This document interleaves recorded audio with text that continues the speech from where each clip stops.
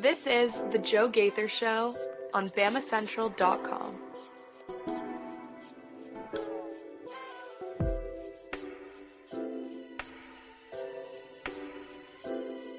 Good afternoon, Tuscaloosa, Internet world, West Alabama. How are we doing today? This is The Joe Gaither Show on BamaCentral, BamaCentral.com. You're checking us out on the BamaCentral YouTube channel, hanging out with us on my own social media machines at Joe Gaither 6. You can find us right there, or you're listening to us on Spotify, Apple Podcasts, on Amazon, The Joe Gaither Show on BamaCentral. We're right here hanging out in the Derek Daniels State Farm Studios, ready for another Football Friday.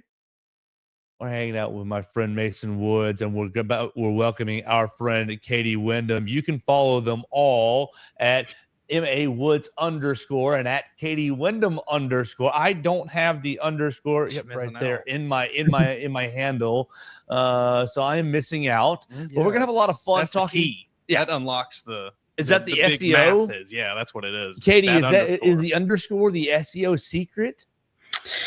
You know, I don't know. I'm not a big Twitter expert. It's the when you have a common-ish name, you got to throw it in there. I guess Mason probably has the most common last name of the three of us, but yeah, there was a lot of variations of MA Woods that were taken, so I had to get a little creative, you know. Absolutely. Yeah. So you can follow Mason Woods at MA_Woods_. Follow Katie Windham at Katie Windham _. Proud part right here covering Alabama for Alabama Crimson Tide on SI.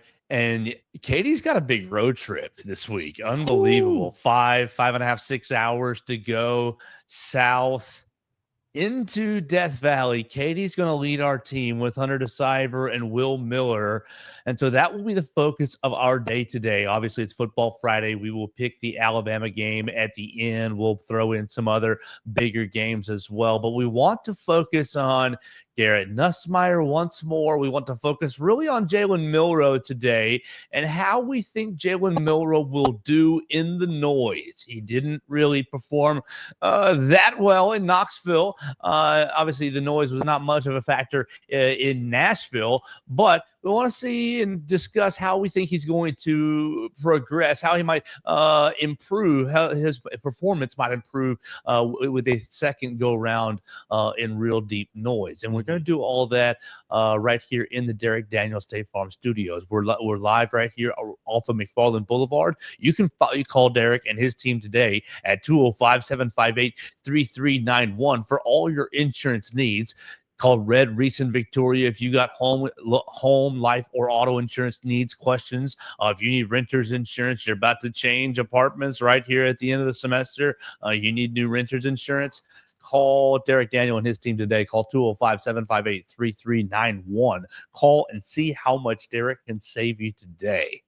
You just mentioning moving right there just brings up I hate moving so much. I haven't done it in a handful of years, and I hope to not do it ever again in my life, but I know that that's just out of the question. Me and Melissa just recently moved this past August and have been in the place since the beginning of August, and I just now am like finally getting rid of some of the cardboard boxes that we've just had laying around forever, because you know we no longer live in an apartment where we can just throw things into a beautiful giant dumpster that's out in the parking lot. So I don't have anything to do with all these huge boxes, but finally figured out something to do with them, and I'm going to get rid of all of them today. There you go. And that's something that will be on Katie's horizon sometime in the future as she prepares for a big life change ahead, and we congratulate her for that. Katie, you looking forward to moving out of the apartment? Yeah, I am. I mean, I guess where I live could still end up being a possibility, even though I want to move somewhere else. But yeah, I'm not looking forward to the actual moving, but moving into a house would be nice. I mean, I live in a townhouse now, which is very nice, but an actual house with a yard, more space to host, all that fun stuff. It'll be nice. And the very interesting exclusive real estate market. Oh my goodness gracious! You gotta be moving very fast in Tuscaloosa. Well, that might be our next step, Mason. We got to get a realtor to sponsor this show. I've got a couple that I could reach out to. But it is a very difficult market. If it is a seller's market. You've got the upper hand if you're selling property here in Tuscaloosa. But we're not a property show. We're not a moving show. We're not any sort of that. We are a football show, and Alabama has a big one. Katie, we haven't had you on since Alabama's shutout, Alabama's big old win over Missouri. So it's been 2 weeks at least, and I don't think we hit. I think it was the Tennessee game was actually the last time that she joined us ahead of that matchup. So what have you thought of the team's progression since the loss in Knoxville? How much of the Missouri performance do you think was real? And really, where do you think this team is going into Baton Rouge? Yeah, it's weird because we haven't obviously seen that much since the Tennessee game, just the Missouri game, which I'm sure as y'all have talked about, it's kind of hard to judge based on that game. They were without their quarterback for most of it. How good is Missouri really? Obviously, it was encouraging, I think, what you saw from Alabama in that performance. Some things on offense and defense. On offense, that they were able to run the ball really for the first time since the first game of the year. And that wasn't even, obviously against a, Power 5 opponent or Power 4. So, that was encouraging. Jalen didn't throw any interceptions. That was encouraging.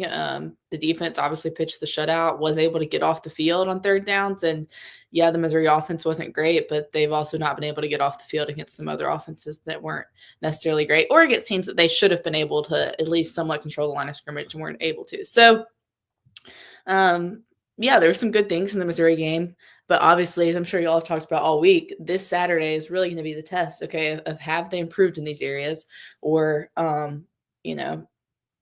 was it a fluke? And kind of really more, which what we talked about with the coaches at the very beginning of the week, which Monday feels like so long ago. For some reason, this week has been long, I guess, because of basketball too. Like you hit on at the top of the show, they haven't played well in their first two SEC road games, which Vanderbilt, you can't attribute that to crowd noise at all. I think Tennessee you can a little bit, but it also was, I remember watching back that game and texting you while I was watching it, and it's just Jalen's demeanor the whole game, even when he's on the sideline. So I don't think it was just noise. I think he was just so in his head in that game. And so is he going to be able to snap out of that? Because we have seen him play well on big stages against LSU last year. Obviously that was at home, but he has done it before. And so the way that the rest of the schedule lines up for Alabama, obviously this is the big game left on it, and it's on the road. So can they get over that hump on the road and play well? Mason, listening to Katie, I just got a feeling. She just triggered a memory. What do you think about going back to last year's Alabama performance at Texas A&M? Kind of where I was going. Where you are throwing to Jermaine Burton. Jermaine Burton's really a dog in that game and making some plays, and Jalen is playing really confidently in that game. And it's basically dealing in the face of a lot of noise. Katie was there in that, and obviously you did have kind of a bad interception right in the middle of the game that the defense was at Caleb Downs got right back. But other than that, it was a pretty confident Jalen Milroe in the face of a talented defense in the midst of a big crowd.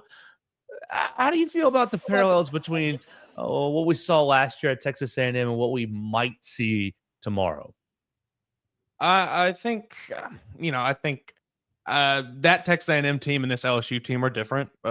Just the way they play, obviously. But I do think Alabama can maybe use that as a bit of a guideline for what they want to kind of get from this game. I think, you mentioned Jermaine Burton as being an important piece in that game, and I think maybe this could be an opportunity for Jalen Milroe for someone else in the offense to kind of be that Jermaine Burton this game and step up in a spot where they are really needed here.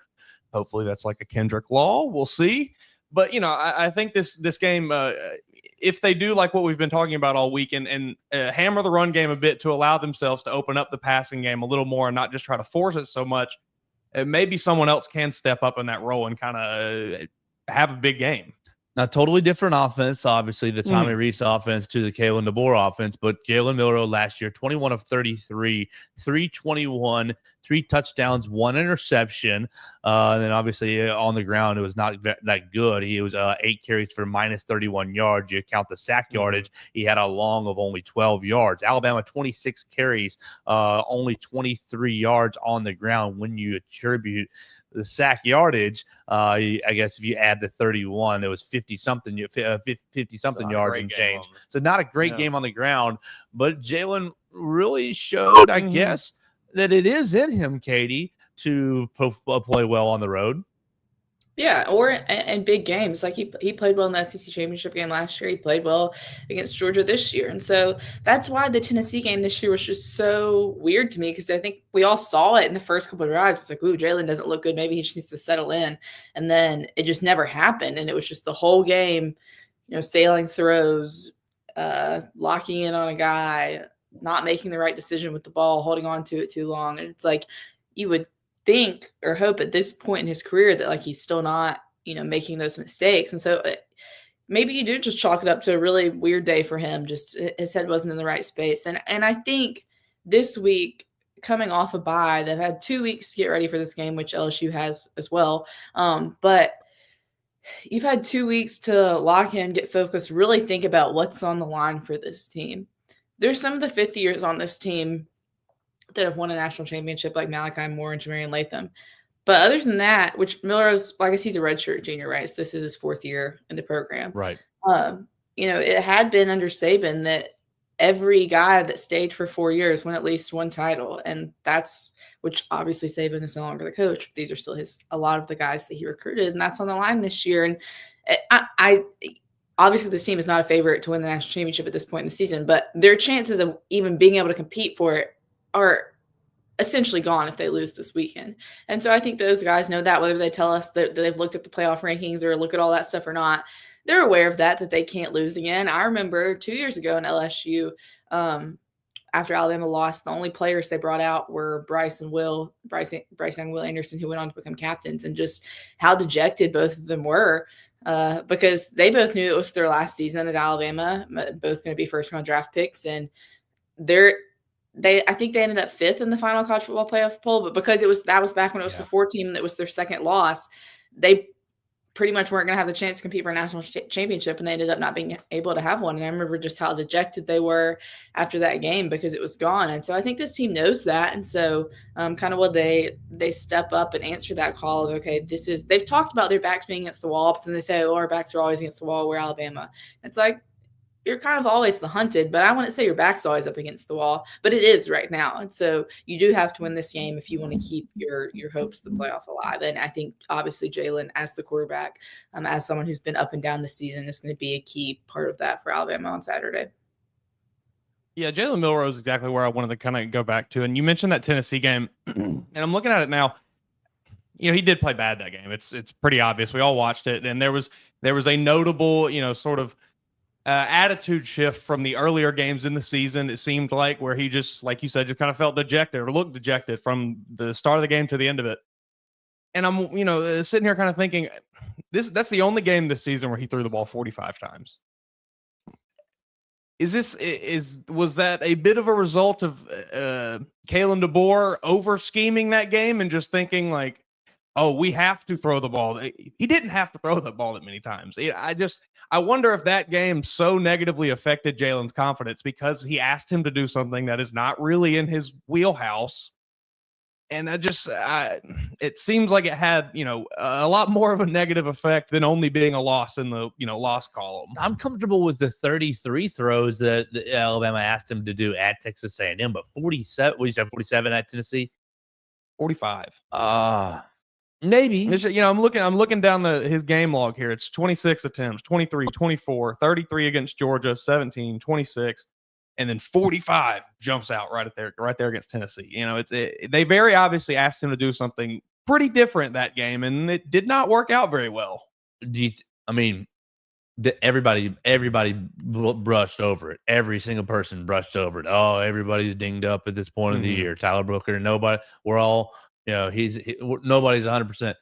Do you think that it just lends credence to he was hurt in the fact that we're not going to run him, and maybe I don't know.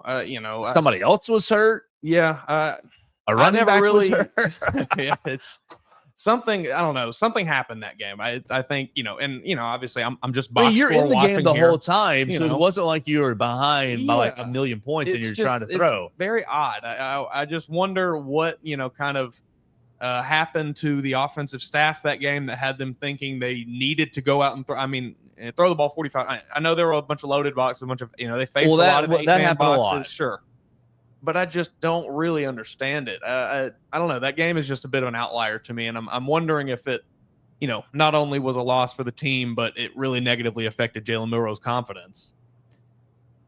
Katie, I asked Mason this past week if the Missouri game will result in maybe a positive shift from the coaching staff offensively in featuring more jam and justice and utilizing Jalen Milroe a bit less and thus allowing him to maybe surprise defenses a little bit more as they have to focus in on jam and justice as they did this past week against Missouri. Do you think that maybe there's a chance that there might be a shift offensively after this past week's performance? I mean, it's definitely possible. You would think you would stick with what was working. I think LSU's defense is probably better, at least more talented than Missouri. So better, but they're not performing better. Missouri was seventh in the country for LSU the last couple of years, I feel like.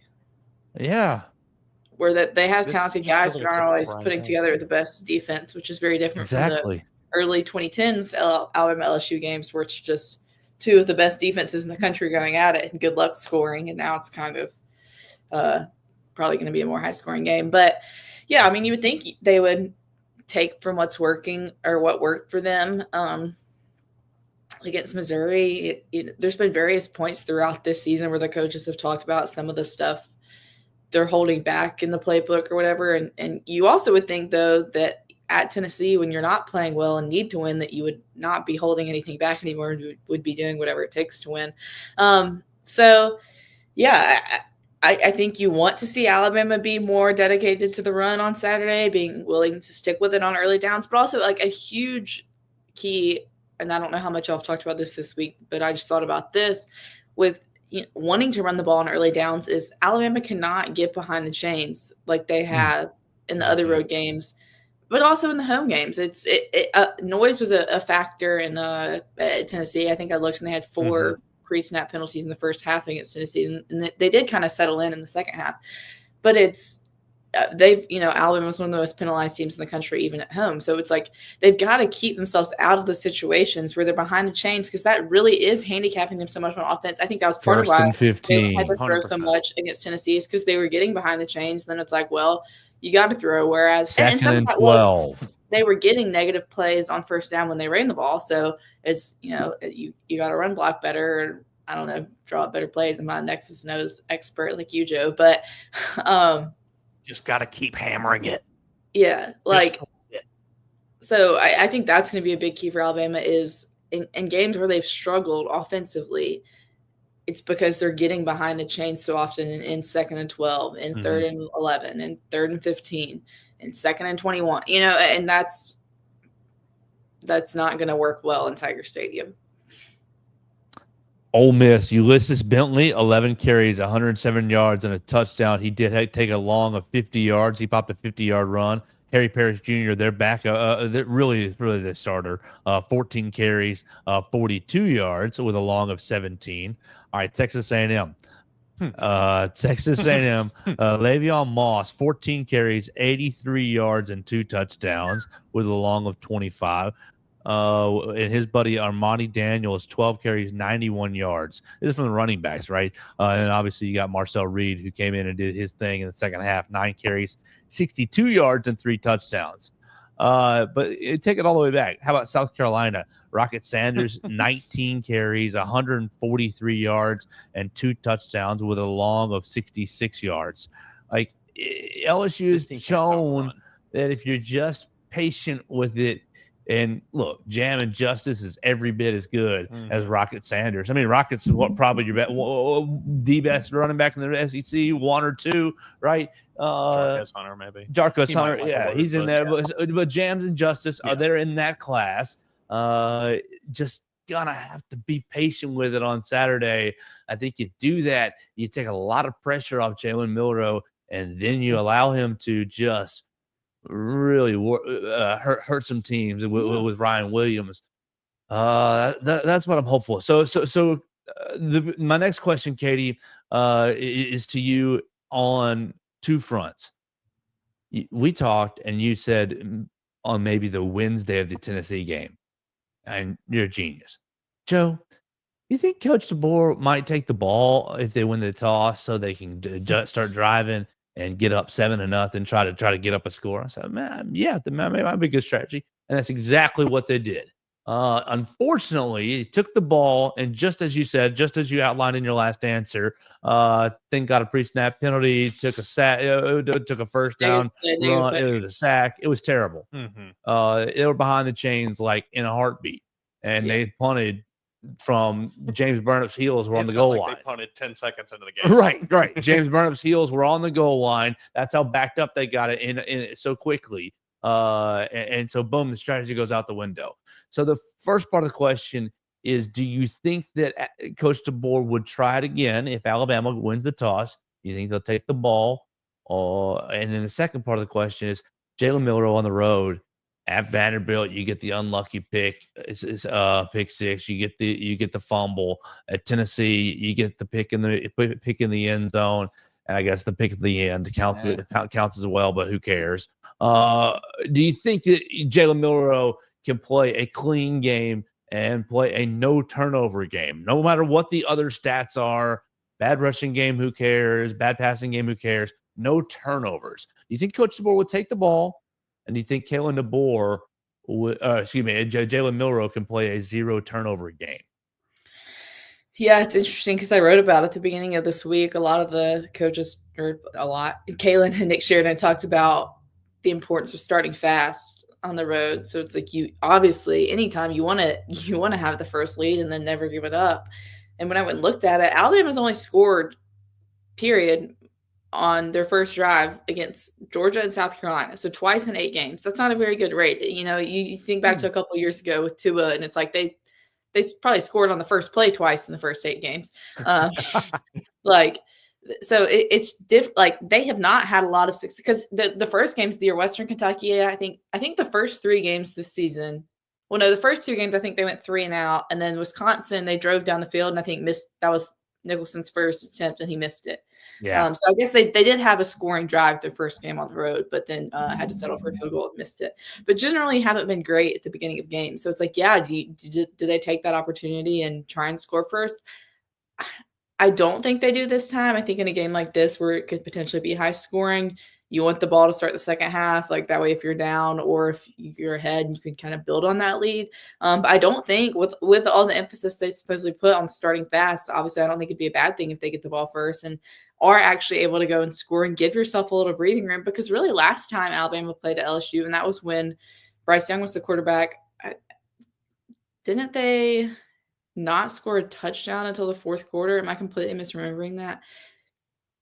Like it was late. Wasn't it 10-0? Feels right. Wasn't it a 10-0 game? Score ended up being like higher because it did go to overtime, but I think a bunch of scoring happened in the fourth quarter. It was like a weird game. Let's see. So like if Alabama could go out, score right away, that's going to take. Yeah, they didn't score a touchdown until the fourth quarter. They were down 14-9 heading in. They had scored 3 field goals. Didn't score in the first quarter. Roydell had the touchdown to go up 15-14. Then there was a Corey touchdown. Will Riker tied it. 21 seconds left to go to overtime. So yeah, I think that would be huge for this offense, huge for this defense. If the offense can give them a lead, and you even just talking about LSU, some of their past stats of the running, how other teams have done against them running the ball. This is a weird LSU team. Yes, they have the same record as Alabama, but they lost to USC, who's just had a horrible season from that point on, basically. And then they lost to who's the other team they lost to? LSU. Texas A&M. Yeah, right. Last time out, they got killed, and then they barely beat South Carolina and Ole Miss, which those are both good teams. They had to come back, but yeah, they didn't play well in those games, and they could very easily be 4-4. Which you could say the same thing for Alabama in some respects. But it's a weird LSU team. And so I think if you have the opportunity to jump ahead, that would be good. But I think they're probably going to defer the ball, especially because of how it backfired last time, of them taking it first. And then, which to the defense's credit, after they had that bad series on offense to start the game, the defense got to stop. The defense shut out Tennessee in the first half. So it wasn't like, it didn't send the team into a spiral of them not scoring on that first drive, but it didn't give them the advantage it could have. And obviously that was the theme of that Tennessee game, was missed opportunities, especially with all the Tennessee turnovers in the first half. And so to the second question of, can Jalen not turn the ball over? I don't know. I think that's going to be key. He didn't throw any interceptions last week after he'd thrown multiple interceptions in back-to-back games, which I think when I went and checked, he'd only done that one time all of last year, throwing multiple interceptions in a game. And so generally in his career, he's been pretty good at it. This season, not as good, but also Nussmeier has thrown a ton of interceptions. So I think that's something else I've written about this week, is that's something the defense is going to be hunting for. Something they've been doing well lately is getting turnovers. And so, I can't predict what Jalen's going to do, but I think it'll be huge for this team, this offense, if he doesn't turn the ball over on Saturday. And I think you said something about Ryan Williams earlier, which made me think that's a big element of Alabama's game that's been missing the last couple of weeks, is the deep ball threat. That was basically all the offense was the first couple of weeks. So will the receivers be able to create separation? Will Alabama be able to get those big chunk plays that have been missing that'll kind of maybe help settle Jalen in, to where Mason talked about at Tennessee, it wasn't maybe his game with all the pass attempts, but it's like, can he get settled into his game, his rhythm, with maybe some big plays against LSU? And we've seen times this year, sorry to keep rambling, but that Alabama's been good at kind of scripting some of their series. And so Nick Sheridan's had 2 weeks to work on stuff. If they do get the ball first, whether they win the toss and take it or LSU to first, will they have a good series scripted up, and will they be able to execute that series will kind of be a big deal. We're hanging out with Mason Woods and Katie Windham right here on Football Friday as we continue to talk about Alabama and LSU. Let me tell you about the most reliable residential roof replacement company in Alabama and Mississippi, Purple Turtle Roofing. Whether it's addressing leaks, storm damage, or general wear and tear, Purple Turtle Roofing is going to be there to deliver exceptional roof repair for your property. They're the leading expert in local residential roofing solutions, specializing in providing unparalleled service and quality craftsmanship for all your roof replacement needs. Call Dustin Foley and his team today at 877-PT-ROOF-5 for your free roof inspection. That's 877-787-6635 to schedule your appointment, and one of their qualified employees will come check out your roof for free and make sure you're prepared for any and all of life's storms. You can check them out online today at roofturtle.com. Mason Woods, we're going to make you defensive coordinator for 30 seconds. You get to take away one of LSU's skill position players. Are you taking away Kyron Lacey? Are you taking away Mason Taylor? Or are you taking away Aaron Anderson? You can just erase this player from the game plan. The rest you take your chances with. What's the move for you? I think the pick that, a lot of people would be maybe quick to make is the flashy one, Kyron Lacey. Obviously, he's probably going to be a first-round pick this year. I think most people would agree. But I'm going to go Mason Taylor. And I'm going to tell you, and I think it's because I have a lot of confidence in Damani Jackson's ability. I think he is going to perform very well against Kyron Lacey. And I think we talked about this yesterday. That does not mean that Kyron Lacey is going to have 0 catches for 0 yards. He might go for 3-4 catches, 40, 50 yards. That's fine, But if Mason Taylor's not in the game, if there's no, just safety net for Garrett Nussmeier to dump the ball off to underneath, if there's nobody that presses these linebackers up the seam and forces them to cover, give me that all day. I think that would completely dismantle LSU's offense. I don't think they'd be able to do anything really without him there. I think he's very, very important for what they do offensively. I knew I loved you for a reason, because that's the correct answer. Because that's the most dangerous man for Alabama. Because if you can allow the little option routes against Jahad Campbell, against Deontay Lawson, and those are good athletes, but Mason Taylor's just going to get his. If you can take that away, sure, you live and die with what Damani's going to give you. That's fine. And in the slot, Aaron Anderson, he's probably going to get you a couple catches, but you live and die with what Devontae Smith and Malachi Moore are going to be able to give you in those matchups. And sure, you'll get a little bit of Malachi on Mason Taylor, but it's really just a size. It's a matchup problem because he's an elite tight end. Yes. And look, Alabama has not seen an elite tight end this year. You haven't seen an elite tight end since last December in Atlanta. And you did well, but you also had Caleb Downs out there who could be almost a cheat code. Your everything man. Yeah, against that. Katie, what are your memories of Mason Taylor catching the 2-point conversion down in Baton Rouge and winning that game to give Brian Kelly his first win over Alabama? I'm pretty sure I was still up in the press box. That's the only field storming that I wasn't already down on the field because the game went to overtime. It was so close. We were all still up there working, and so I remember seeing them line up and thinking, wow, he's going for it. Surely Alabama will be able to get a stop with the game on the line, and they weren't able to. And then the fans rushed the field, and then it was a big pain to try and get to that post-game press conference that I talked about earlier where Bryce and Will were real dejected because we had to go down and then cross the sea of people to get to the other side of the field. But, it obviously was a gutsy call for Brian Kelly and worked out and made Tiger fans real happy with him that night. And I think if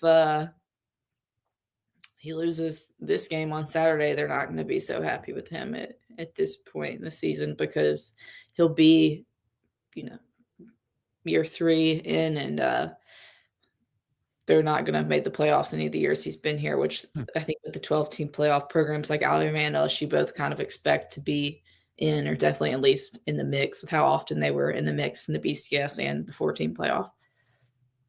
When do the Tiger fans turn on Brian Kelly?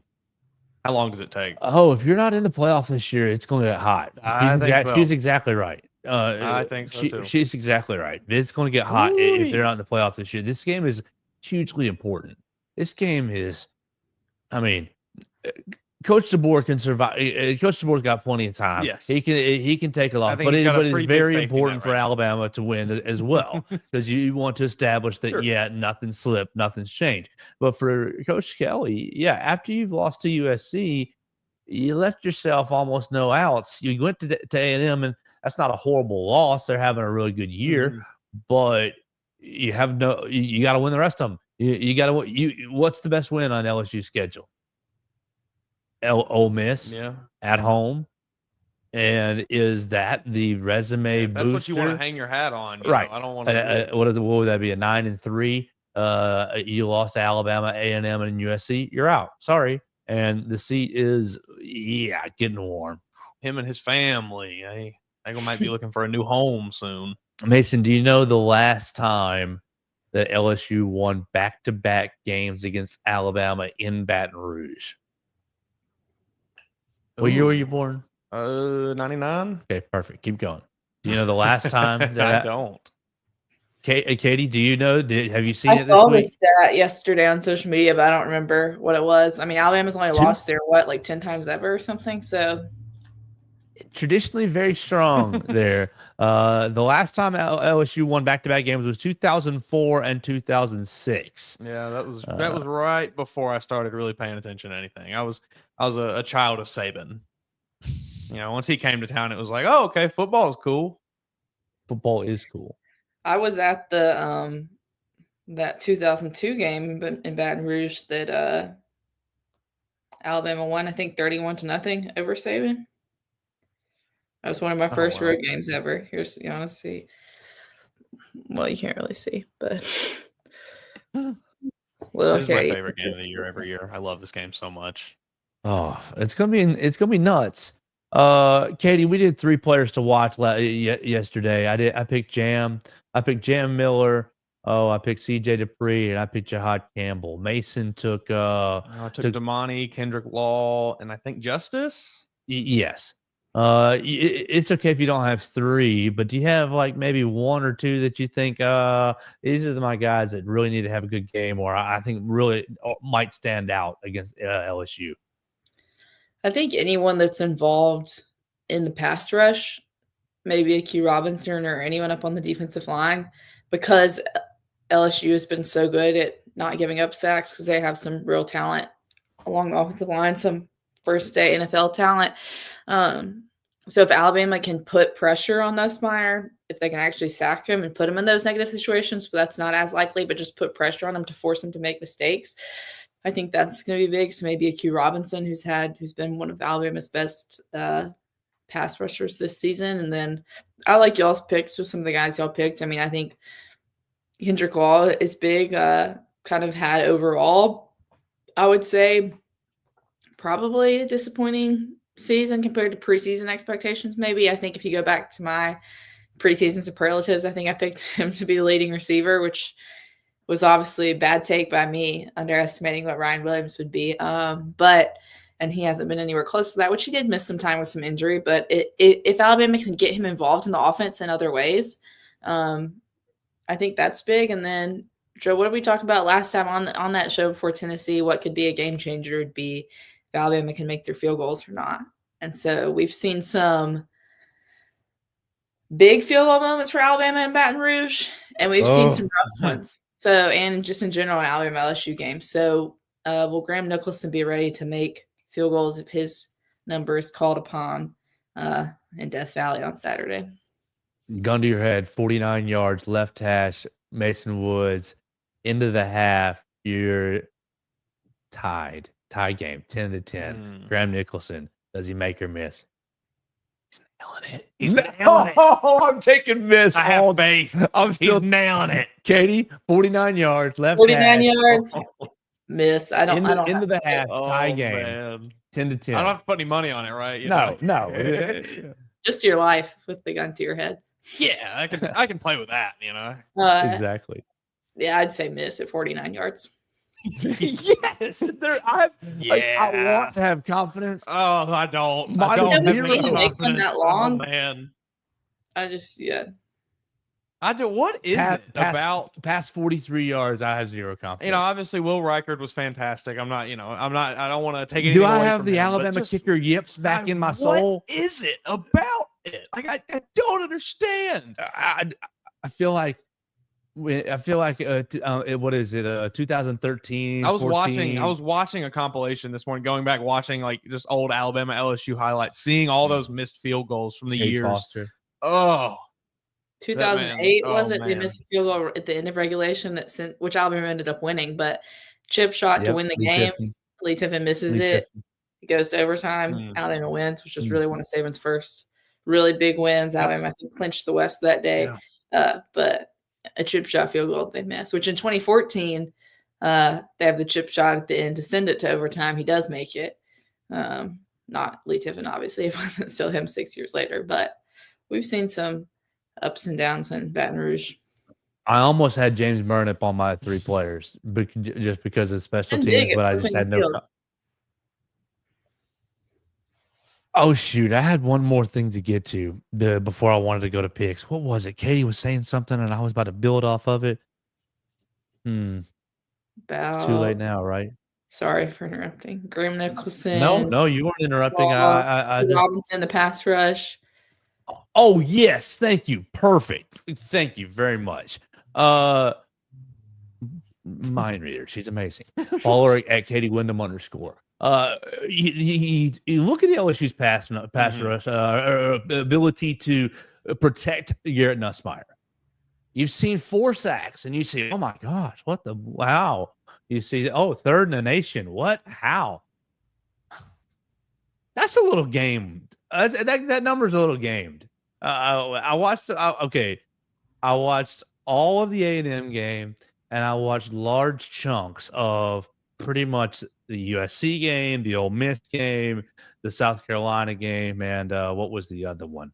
All right. So I watched large chunks of these other games. And Garrett Nussmeier, part of this, yes, the offensive line is good. The other issue is he's getting the ball out really fast, which is good quarterback. Great job. So 2 big check marks. But the games part to me is because he's such a good quarterback, I think he feels pressure really well. And I think he moves and throws the ball away. moves, throws it in the dirt, moves and gets rid of it. And so he's going to take a hit on his completion percentage because he's just saving the down, right? Or he's just getting on to the next down. And so you're not getting the sack. You're not getting the 4-yard, the 6-yard, the 8-yard loss. And so, yes, that's a positive for the quarterback as well. But are you not taking 2nd and 10?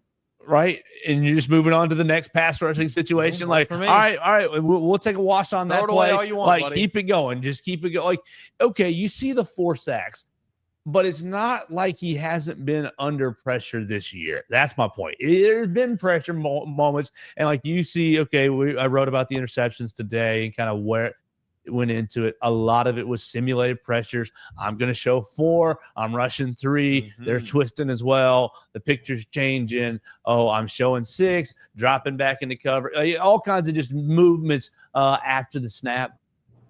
Really not a lot of consistencies in what the picture was doing because obviously it changed team to team to team.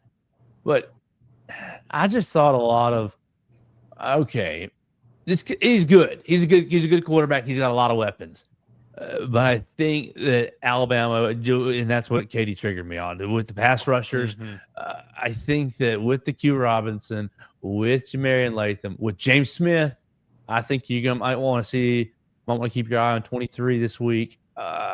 Yeah, I think you'll be able to move the defenders around, move the defensive line around, get a lot of twists, get a lot of movement in games, and utilize Jahad Campbell and Deontay Lawson's ability. And Malachi Moore, you've seen Devontae Smith come off. Well, it was Keon Sabb come off the edge. Deontay Smith, though, he's a thumper. So, yeah, I think the whole point, and to summarize before we move on to make our picks, I think there's going to be opportunities to really move Nussmeier off his spot and see what he does under pressure. Which, I mean, the defensive coaching staff has had 2 weeks an extra week to look at all the LSU film and try and find ways to exploit all that. So we'll see if they're able to on Saturday. This is where Kane Womack earns it. Yeah, I think it's a big week for him. I think there's a lot of opportunities. All right, so we're at 42 minutes. Let's go through some of these bigger games and make some picks and round out a Football Friday, and we'll have maybe like a 2-sentence thought on basketball because Alabama basketball is back in action tonight. But first, before we tell you that, we want to thank our friends at Druid City Music Hall for sponsoring the program. They're the premier place for live music on the Strip. Last night they had Austin Snell, but if you want to go see some action tonight down there on the Strip, Charles Wesley Godwin will be performing at 8 o'clock. And then there's going to be shows again next week. Next Thursday, Evan Horner. And next Friday, Josiah and the Bonnevelles are going to be performing. So you can check them out online, druidcitymusichall.com/shows for their entire lineup, filling out the calendar all the way through the end of November, Thursdays and Fridays, concerts down on the Strip, Druid City Music Hall. You can check them out online, druidcitymusichall.com. And we appreciate Derek Daniel for sponsoring the program. You can call him today at 205-758-3391 for all of your insurance needs. Call and see how much Derek can save you today. Mason, we messed up a little bit last week by saying it was a boring week. It was a boring week on paper, but upsets were all over the place. The number 11 team, Iowa State, and Clemson lost. Did not see that coming. Georgia on the ropes. It ended up being a great week of college football last week. So with 4 weeks left to go, right? 5 weeks left to go, we won't say any of these weeks the rest of the way are bad weeks. How about we start, though, with – do we care about Florida, Texas, 11 o'clock on ABC? Texas is going to smoke them. 21.5 point favorite. I think it depends if do we know if DJ Lagway is playing or not? He's been at practice. That's what I saw that he practiced yesterday, but so I'm not sure if he's going to play. I think he makes a massive difference on if he plays or not. That's a big difference. I don't think Florida can win necessarily, but I would maybe consider them to cover if he's playing. How about Florida backing Billy Napier for at least the rest of the year and DJ beyond? Lagway is a big reason why. I think with him on the field, they look like a completely different team. Yeah, and I think they want to keep him Got around. a little bit of juice about him. Napier go, he may go with him to another school. Not follow Napier, but just leave Florida. That's true. Yeah. Might still. So let's start actually with Georgia at Ole Miss. Georgia. This is a fun one. 2 big road tests already. They're 1-1. They nearly pulled the rabbit out of the hat right here in Tuscaloosa, but they went into Austin and spanked Texas. So they are, what do I have? 2.5 points. Is this easy money? The Georgia Bulldogs on the road. Now, look, they were tested last week by the Florida Gators. Yeah. Will Jackson Dart and company, they beat the brakes off of Arkansas last week. What was it, 63 to 20 something? 61 to 23, I think it was. Jackson Dart threw like 500 some odd yards. Is anybody brave enough to take Lane Kiffin, #transfer to the SIP? Katie, will you do it for me? No, I'm going with Georgia. If it's, unless Georgia's playing Alabama, that seems to be Kirby Smart's kryptonite. I'm just going to pick the Bulldogs. And then conversely, Lane Kiffin has not really won a lot of these big games at Ole Miss when they have their opportunities. So, and let's be honest, the Grove is famous for tailgating. It's a great scene in Oxford, but it's not necessarily a super intimidating environment. I'm sure there will be a lot of Georgia fans there too. So, yeah, I'm going to go with Georgia. Yeah, Lane Train. I can't. It's going to be Georgia, and honestly, I don't think it's going to be particularly close. No. I think Georgia's going to win this by a few scores. Kirby's going to be foaming at the mouth. Yeah, I think Ole Miss's only hope is if we get yet another Carson Wentz or Carson Wentz, Carson Beck game where he throws 3 interceptions, and maybe Ole Miss can get some big shots down the field. But no, I feel pretty confident that Georgia covers that 2.5 very, very easily. Yes, and they're going to send Ole Miss crying. Although for the chaos scenario, I would love to see Ole Miss win. It's the Georgia Vice that's just going to go into and just choke them out. Exactly. They're gonna pin the Rebels up against the wall, and they're just gonna choke them out until they're done. And Kirby's just gonna be like, keep choking them. He's just gonna. We're hungry. We're here to hunt. We didn't come to Oxford to party. That 2.5 is. We didn't come to the Grove to party. That's crazy. We came to hunt. Black bears. That's what we're after. Land sharks. Man. Yeah. Give me Georgia, and give me Georgia heavy. Oh, all right. So let's keep going. I think this is an interesting game, and you may not. But Michigan is at Indiana. Michigan has had a tough season, rough quarterback play, 5-4 on the year, but they're at Indiana. Indiana's a 14.5-point favorite. Next week, what makes it interesting is next week. Next week, Indiana goes to Ohio State. Excuse me. Is there any chance, Mason, that they might be overlooking the defending? This is the trap game. They are absolutely going to overlook Michigan. Michigan has been, I'm not going to say a laughing stock this year. They're still a respectable team, but they are a shell of what they were last season. No one respects Michigan this year. And they don't have your signs. They don't have anybody's signs, though. Sure, yeah, whatever. We can get into that if you want to, but look, Kirsten is a great coach, and I think he is doing everything in his power to get this team to focus on Michigan, likely. But yes, this is the trap game for Indiana. This is when it finally comes crashing down to earth, and you drop 2 games back to back, Michigan, and then you lose next week to Ohio State too. I hate it. I love the story. I think Kirsten is still a fantastic coach. Should be coach of the year this year. But this is when it comes down.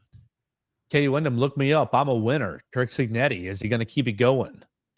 I think he is. I haven't really watched Indiana this year, but from some of the other college football podcasts I've listened to kind of keep me up to date with the rest of the college football landscape, it seems like this team's pretty locked in.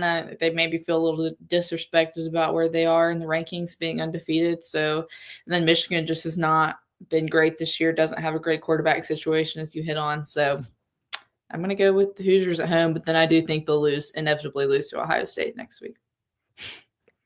I'm with Katie. I think Cignetti's going to have them fired up and ready to go. I hope for their sake that they win this game. Laser focus. I feel it. I just feel it in my gut. This is an Indiana overlooking Michigan. He's going to be able to say, well, if it was any name other than Michigan across the chest, you could. Yeah. If it was Michigan State, yes, I see it. But because it was one of the powers of the conference, we're going to be able to get it. These guys have put you down for years. Yeah. Yeah. No, I don't. I want to see an Indiana win because I'm here for that undefeated versus one loss matchup. where, like you both said, I think Ohio State will probably win comfortably. If they beat Ohio State, maybe they'll knock them out of the picture. They might. I think that game is that Ohio State game is probably Indiana's playoff game. If they win, they should be in at that point because that quells any question that anybody has about their season because they haven't played anybody up to now. So, but I don't know. I got a bad feeling. If I would be very worried if I was an Indiana fan. All right, 2 more out-of-conference games. I'm taking Indiana as well. 2 more out-of-conference games before we look all through the SEC slate. Washington is at Penn State. Penn State needing to bounce back. Penn State is a 13.5-point favorite at home, 7 o'clock on Peacock. We're thinking, Washington has struggled. Yeah, Penn State by Penn State by, we were taking the spread. I think so. That's what I would take. I think this is prime time for James Franklin to say, "Look, I'm still a great coach. I can win." Yeah, and they'll go out and smoke them, and everybody will be, "Oh, yeah, Penn State, great!" Yeah, this is exactly this. They do it every year. Yeah, I'm going to Penn State too. It's kind of like the talking about Kirby. As long as it's not Alabama, it's really James Franklin. As long as it's not Ohio State or a top 5 Michigan team. As long as it's not a big game. They should win, especially at home. Last one that we're paying attention to out of conference is, it should be a huge win for Boise State. Nevada is at Boise State. Nevada's only 3-7. They're 0-4 in Mountain West. Boise State, 24-point favorite. The only reason we're paying attention to it is playoff implications. Ashton Genty, how many rushing yards will he go for? Mason Woods. I wonder what his line's at this week. If I had to just put a number on it, 233. That's just what came into my head. I'd say he goes over 200. I'd say 215. There you go. Everybody taking the Boise State Broncos, I'm sure. They should win comfortably. All right, let's look at the SEC. We already talked Georgia, Ole Miss. All 3 of us taking the Dogs. Unfortunate. I think it's obvious what the game of the week is. Right. Well, Florida, South Carolina, Vanderbilt. Florida, Texas. We're all taking Texas. Texas, 21.5-point favorite. Mason Woods, you hit it on the head. South Carolina is at Vanderbilt. The powerhouse Commodores, number 24 in the country. South Carolina is a 5.5-point road favorite. Katie Windham, when will they learn? I know, like disrespecting Diego Pavia like that at home, that's pretty crazy. It's tough. This is a tough game. Alabama's obviously faced both these teams this year. And look, I actually watched most of Vanderbilt's game last week, or at least was flipping back and forth against Auburn, and they didn't look great against Auburn. I'm not going to lie. Pavia was not playing his best. He looked maybe a little dinged up. Vanderbilt's running back looked a little dinged up. So if they play like that against South Carolina's defensive line, I think they're going to lose. But I don't think he's going to play like that. I'm going to go with Vanderbilt. I think this game is just going to be an absolute rock fight. Bloodbath. And it's going to be beautiful. Give me the Commodores. I'm sticking with Vandy. They just keep making me love them more every week. I love Diego Pavia. I love this Vanderbilt team. I love Clark Lee. I love New Mexico State for bringing him over to us.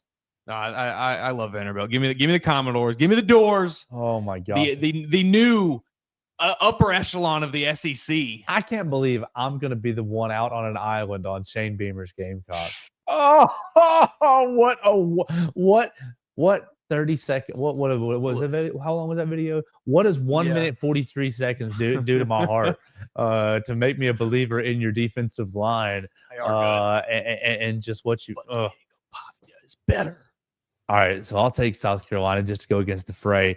Do we even care? Mississippi State is at Tennessee. The Volunteers are 24.5-point favorite. We'll move on. They're at 6 o'clock on ESPN if you are sadistic. At 6:45, Oklahoma is at Missouri. This is your last chance, Missouri, at a quality win. Missouri is a 2.5-point road underdog, a home underdog. That's crazy to me with how bad this Oklahoma team has looked. Missouri's a home underdog to Oklahoma?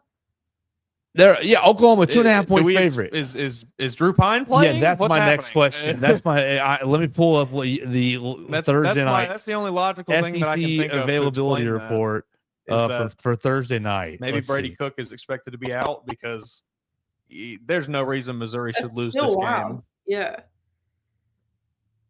All right, here we go. Missouri. No, Brady Cook is listed as questionable, so he's playing. This is preposterous. They had a bye week last week. Yeah, this is go make some free money. Somebody. You got Caden Green, probable. Logan Richard, questionable. Brady Cook, Nate Noel, questionable. That's that starting running back. Yeah. Mookie Cooper, doubtful. He didn't play against Alabama either. Kilo Jacobs out. He's that linebacker who's really good. So they still got some injuries, but give me Missouri. Oklahoma's a bad football team. Oklahoma still has all these wide receivers out. Jaden Green, Nick Anderson, Andrew Anthony. Yeah, Deion Burks is probable, so he might come back. So he's going to come back, and he's probably their best receiver. Katie, this line smells to the high heavens. Stinky line. That's odd. But what does Vegas know that we don't know then? Because that really doesn't make sense. I don't know. I'm picking Missouri. Let me see if it opened and moved. Let's see, because it opened. There's something weird going on here. It opened at it opened Missouri as a 1.5 point favorite. It has moved to Oklahoma as a 2.5 point favorite. Did Brady Cook tweak something at practice this week?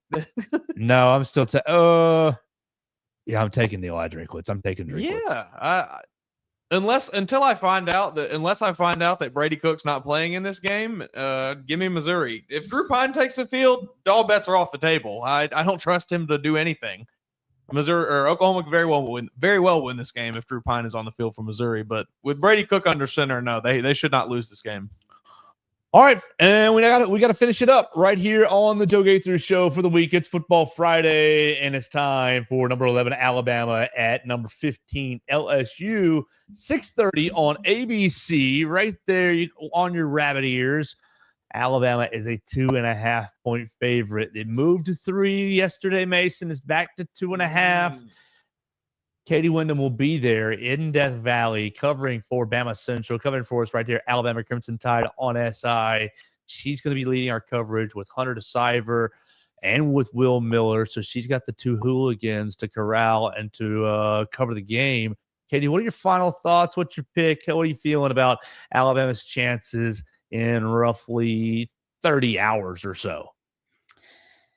I really don't know what to feel about this game. It's weird because it's a huge game for both teams as far as playoff stakes, and game day is going to be there. So like all of college football is going to be watching it, but it also doesn't feel like a big Alabama-LSU matchup. I don't know. Because I guess it's not they're not both in the top 5 or fighting to win the SEC West, which there is no SEC West anymore. But you're only fighting for your life. Yeah, they're both just battling to please, hopefully get in. Yeah, I mean, their backs are always against the wall. I've picked Alabama the last 2 road games, and they've made me look like a fool both times. So, how about this? I'll go with Alabama to win, but not cover the 2.5. We're going to have a back-to-back 1-point victories in Death Valley. Flip sidelines. That was tough. Nuts. Oh, they would crumble. I don't want to cover another close game. For those that don't know or realize or even think through this, close games for us are not fun because you can't. It's a very frantic writing pace when it's just so stressful going one way or the other. I love that prediction, though. I think it's probably a strong prediction. Mason Woods, your final thoughts on Alabama-LSU? Yeah, this is going to be a tough game. I think it may get a little bit shootouty potentially. LSU's defense, I think, is going to allow Alabama to move the ball offensively pretty much because they can't really stop anybody.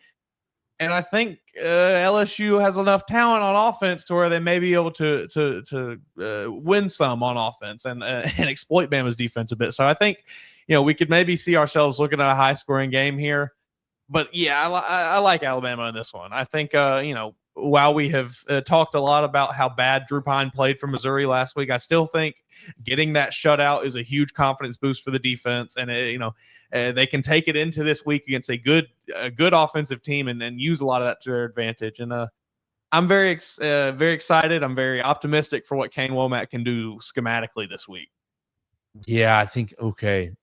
I like yours and Katie's perspective, and I think that it's going to be a little bit in between there. I think that Alabama's defense is going to give up some plays, but man, I think you're probably going to be able to score as well. The total is 58.5. I think Katie's dead on that. I think Alabama probably wins, but doesn't cover. My initial thought was 28-26, but I think that's just a little too low.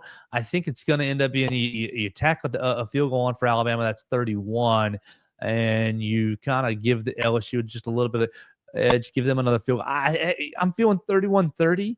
I think it's going to be really, really tight. It's just going to be about making plays down in and down out. And so, oh my gosh, don't go onto Twitter in the first drive and talk about fire this guy and bench that guy. It's going to be a long night. You just buckle up and be ready. I think that's going to be it's going to be a lot of fun. I know Katie and Hunter and Will have a lot of fun. They'll be bringing you coverage all night long down there in Baton Rouge. Make sure you subscribe to the BamaCentral YouTube channel. They'll be giving you videos for no matter what happens after the game, probably some form or fashion.